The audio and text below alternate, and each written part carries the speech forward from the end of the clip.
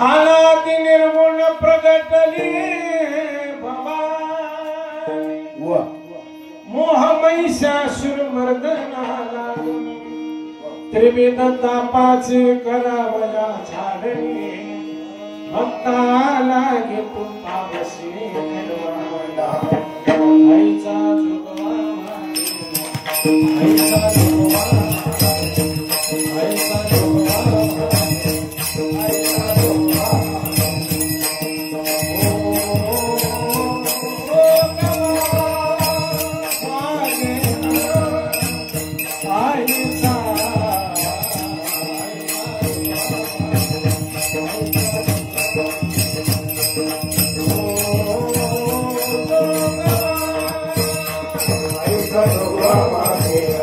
आईचा जोगवा आईचा जोगवा आईचा जोगवा आईचा जोगवा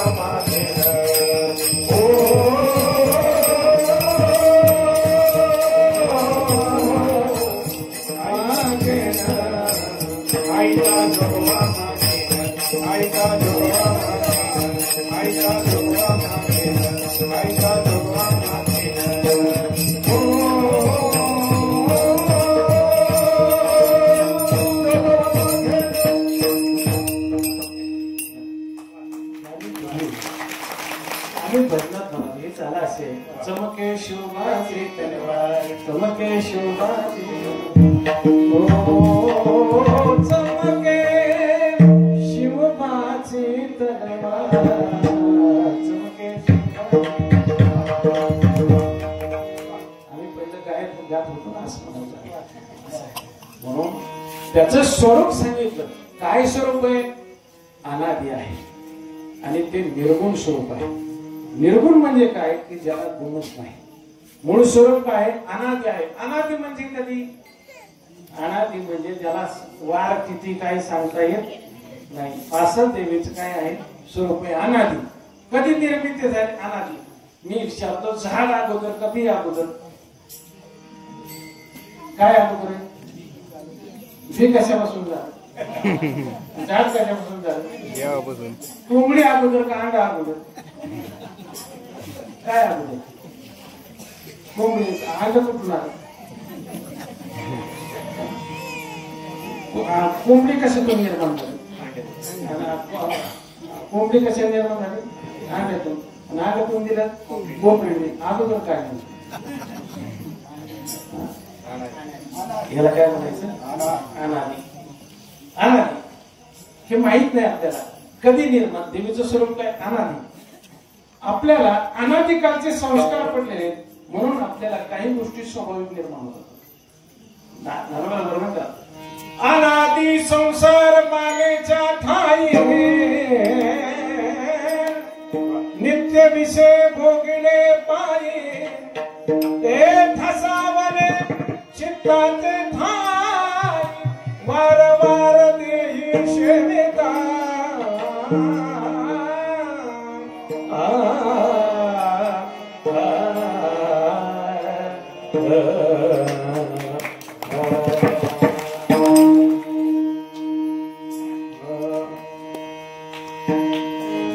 विषय ओढी फुलले जीवन विषय ओढी फुलले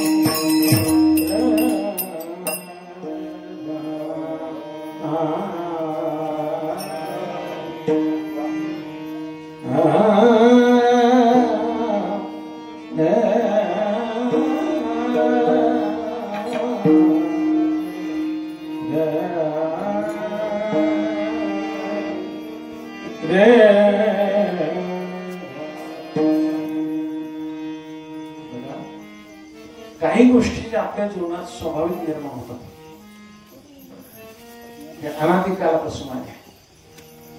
काही गोष्टी स्वाभाविक असतात आणि काही प्रयत्न करून साध्य करायचे असतात. नदीचा जो ओघ आहे ना, ओढा, ते स्वाभाविक असतो, पण बंधारा स्वाभाविक नसतो. बंधारा त्याच्यावर बांधावा लागतो. बरं का? अवयव स्वाभाविक असतात, पण अलंकार स्वाभाविक नसतात. अलंकार प्रयत्न करून घालायला लागतात. तसं वाईट प्रत्येक प्राण्याच्या जीवनामध्ये अनादिकालपासून चालत आहे. म्हणून माणसाला व्यसन करायला शाळेमध्ये ट्रेनिंग देण्यात नाही ना, स्वाभाविकच त्याची पण उत्तिकडे होईल. आपण पहा, शिळीचं करडू, गाईचं वासरू, आईचं लेकरू जन्माला आलं की ते प्यायला सुरुवात करत येत. त्याला कुणी शिकवलं बरं असंच की म्हणून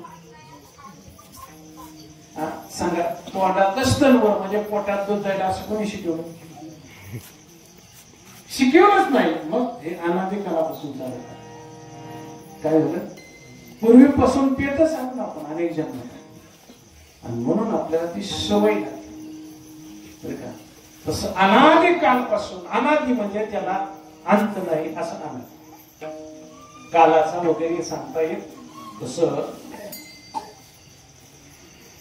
एक ठिकाणी वर्णन करतात, पहिले कोठेच नव्हते काय, पहिले कोठेच नव्हते, पहिले कोठेच नव्हते काय, पहिले कोठेच नव्हते काय,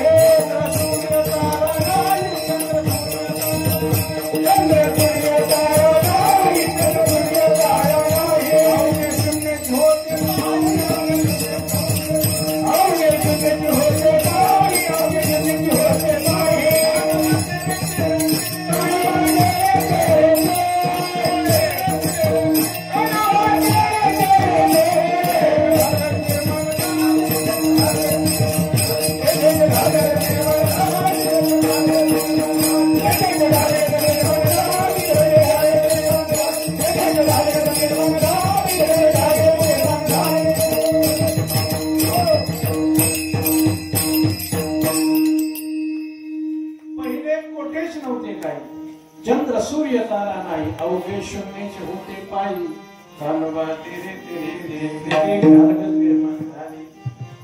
पूर्वे काहीच नव्हतं. म्हणजे काळ आहे अनादि. अनादि निर्गुण म्हणजे तो गुण नाही. ज्याच्या ठिकाणी गुण नाही आणि जे नाही म्हणता येत नाही ते ब्रह्म असतं. मग आपले आई साहेब कोण आहेत? ब्रह्म आहे. कोण आहे? ब्रह्म. काय कशाला म्हणतात? जगामध्ये जे चेतन आधार आपण चालतो बोलतो हे ब्रह्माच्या आधारावर. सूर्य उदय होतो तर ब्रह्माच्या शक्तीवर, पाऊस पडतो ब्रह्माच्या शक्तीवर. का पृथ्वी सगळ्याचा सांभाळ करते ब्रह्माच्या शक्ती. पृथ्वी, आप, तेज, वायू, आकाश, चंद्र, सूर्य, मेघ आणि समुद्र हे सगळ्यांना शक्ती कोणाची आहे? ब्रह्माची शक्ती. ब्रह्म विस्तारलेला आहे.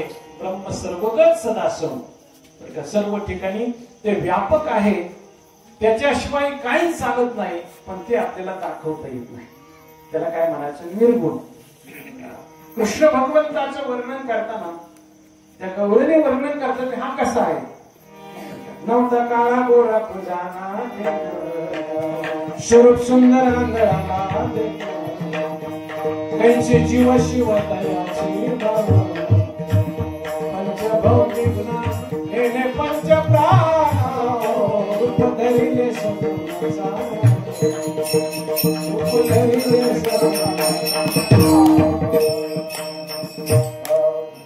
नव्हता काळा गोरा, काळा नाही गोरा नाही, खुजा नाही, ठेंगणा नाही, स्वरूप नाही, देखणा नाही, आंधळा नाही, रंग नाही, रूप नाही, किंवा त्रिगुण असा रंग नाही, नाही निराकार निर्गुण मय गुलाम मय गुलाम.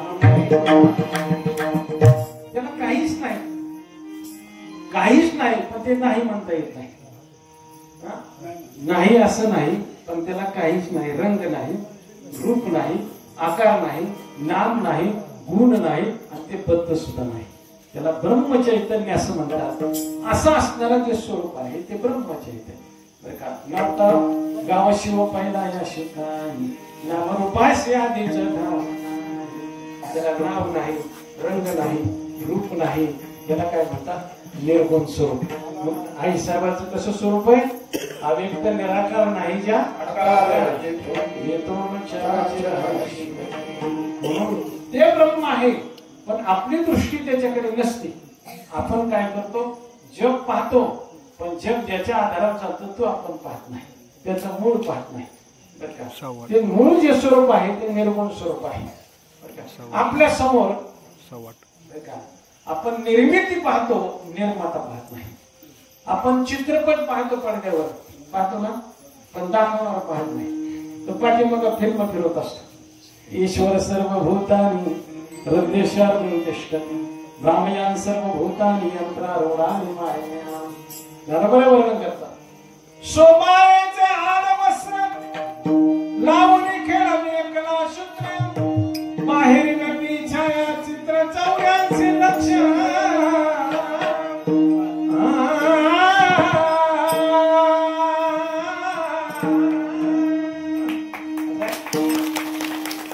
बाहेर नदी छायाचित्र. फिल्म फिरवणारा मागे फिरवतो आणि पुढे चित्रपट आपल्याला दिसतो. आपण चित्रपट पाहतो का दाखवणारा पाहतो? आपण चित्रपट पाहतो, दाखवणारा माग असतो. आणि दाखवणारा पाहायचं म्हणल्यावर कसं बघावं लागतं? उलट बसावं लागतं, मग चित्रपट दिसत नाही. संतांनी काय केलं? उलटे बसले, जगाकडे पाठ केली आणि त्याच्या भगवंताकडे काय केलं? तोंड केलं. त्या ब्रह्माकडे तोंड केलं आणि जगाकडे पाठ केली.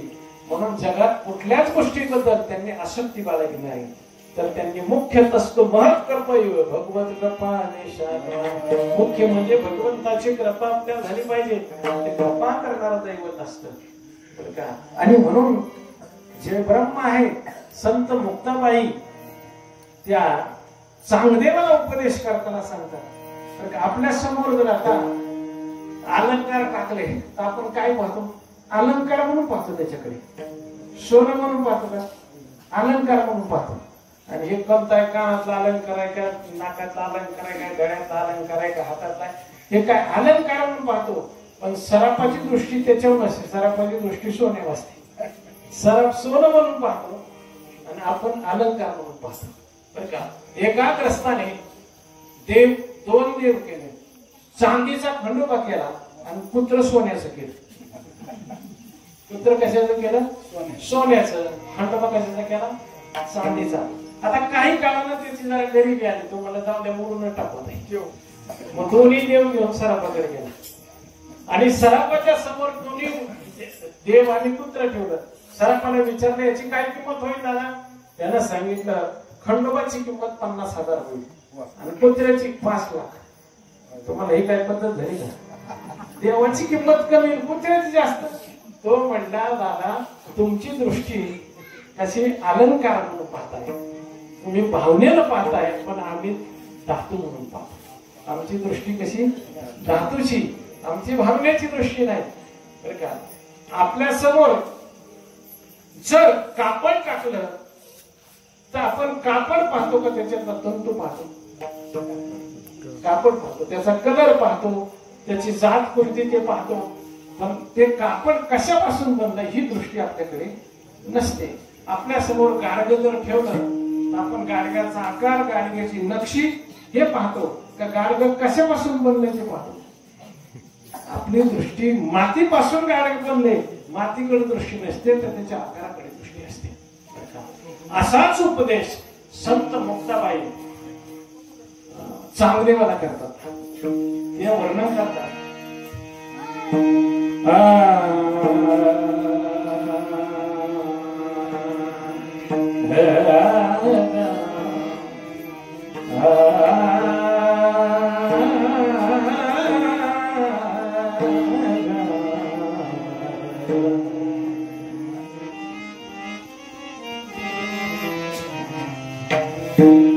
जगा माझे ब्रह्म दिसे, जगा माझे ब्रह्म दिसे.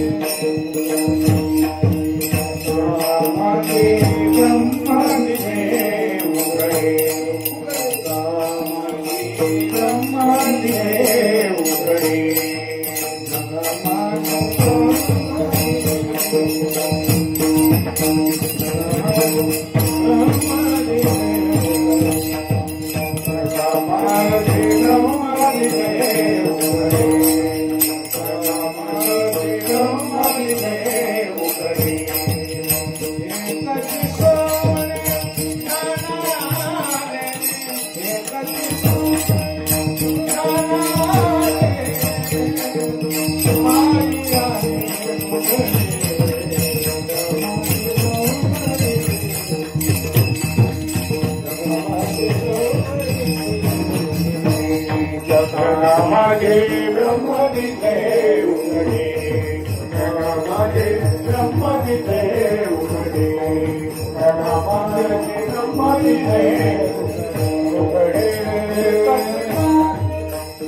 na na